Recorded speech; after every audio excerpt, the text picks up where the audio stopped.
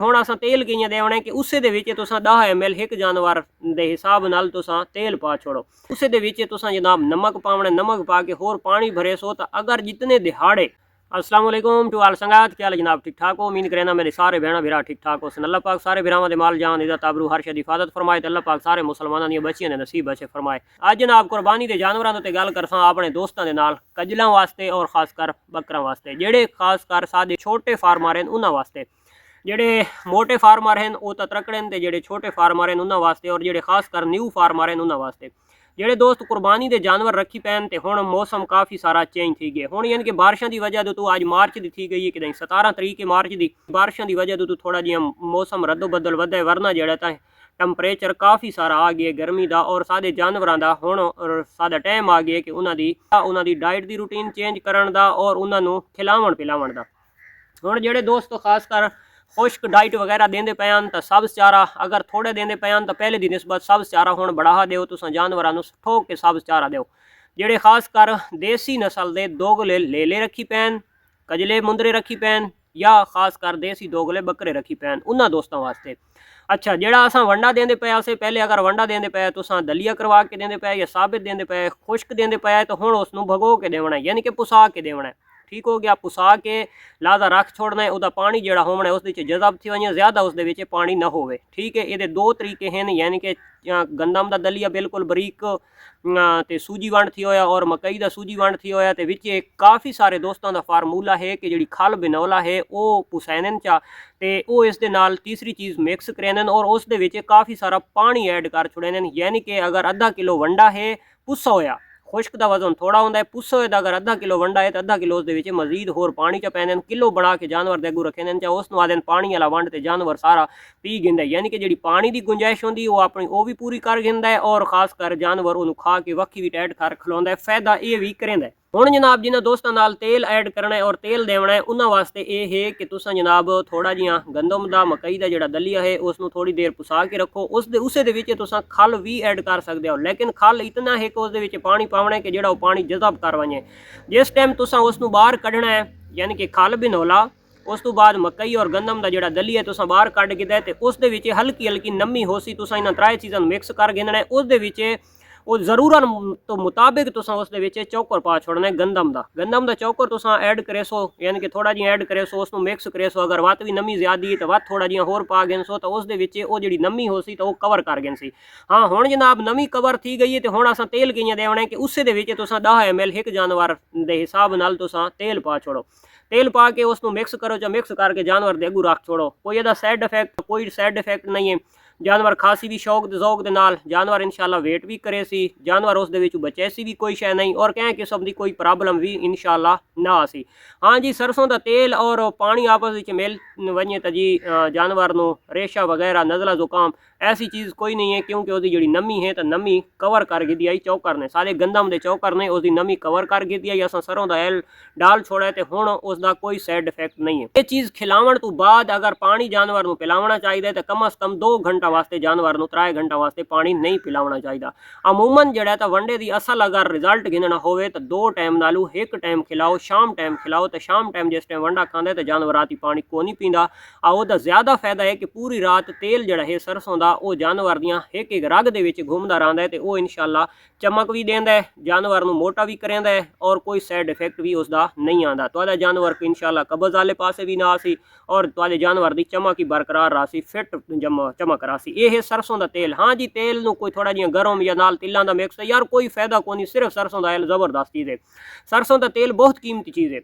अच्छा, जेड़े दोस्तों की सरसों की खल है अपने घर की, मकसद के सरों आई अपने घर की या सरों परचेज करके उस तेल कढ़वाया तो हुण जी कि'यां देवां तां जी तुसां सरसों की खल है, काफ़ी सारे लोग ऐसे हैं कि कोलू वाले कोल तेल कढ़वा के उसकी मजदूरी उसनूं पे नहीं करेंदे तो वो खल उसनूं देने चाहते तेल चाह के घर लगे आने। तो भाई हरगिज़ ऐसा नहीं करना।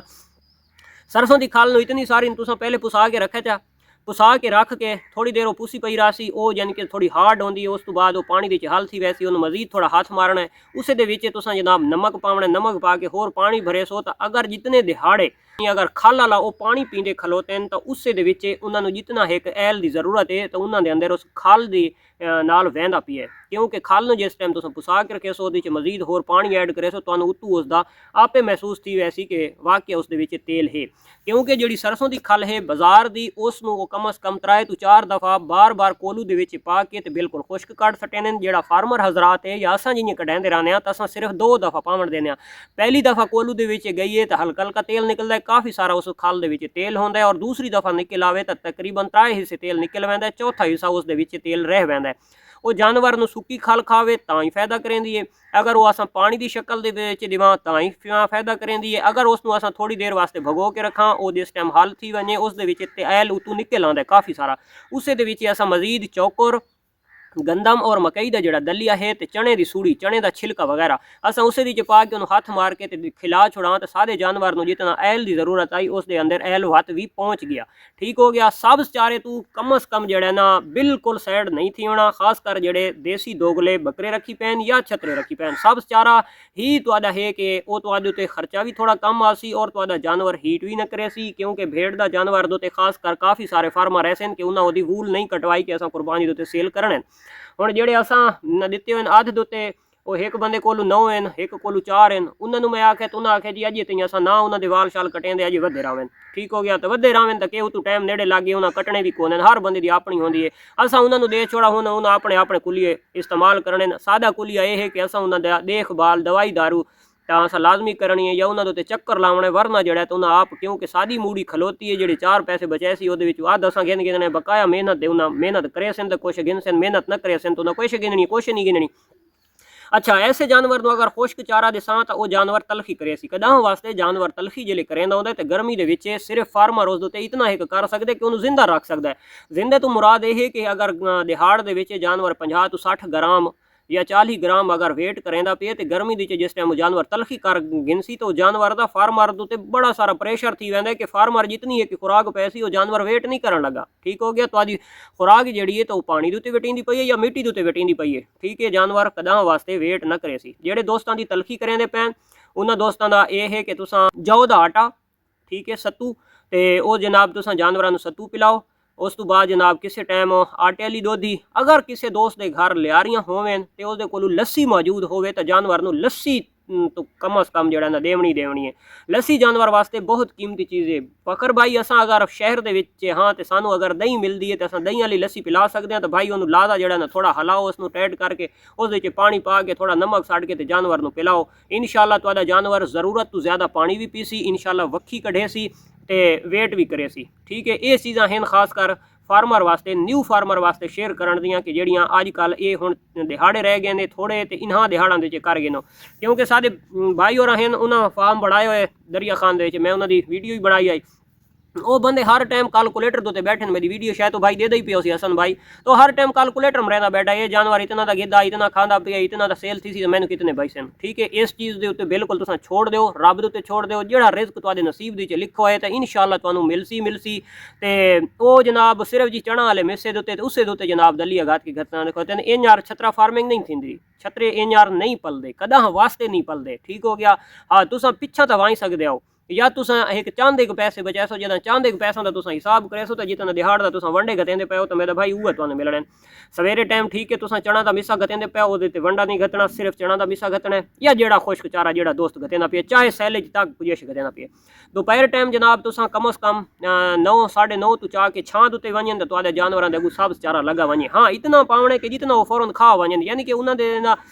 दिल न भरी वे उन्होंने जानवरां दा क्योंकि उन्होंने हर टाइम पिया न रहे वो जानवर खा गए से उन्होंने थोड़ी देर वास्ते रेस्ट दो पिछले टाइम सैकेंड टाइम वत सब चारा पाओ आखिर दोते शाम वेले जनाब तो बेशक उन्होंने खुश्क चारा तुसा पावना है उन्होंने जरूरत मुताबिक थोड़ा थोड़ा पा छोड़ो उस तो बाद उन्होंने वंडा पा छोड़ो वंडे नूं गीला करके पावना है तुहाडा जानवर तलखी ना करे सी खुदारा इस चीज़ को समझना है सर्दियों के जो वंडा अस खुश्क पैने गर्मियों के उस वंडे को पुसा के पाओ इंशाअल्लाह तुहानू किसी परेशानी का सामना ना करना पोसी ये आई जनाब आई दी वीडियो मिलते हैं इंशाअल्लाह नेक्स्ट वीडियो तब तक दे सो इजाज़त अल्लाह हाफिज़।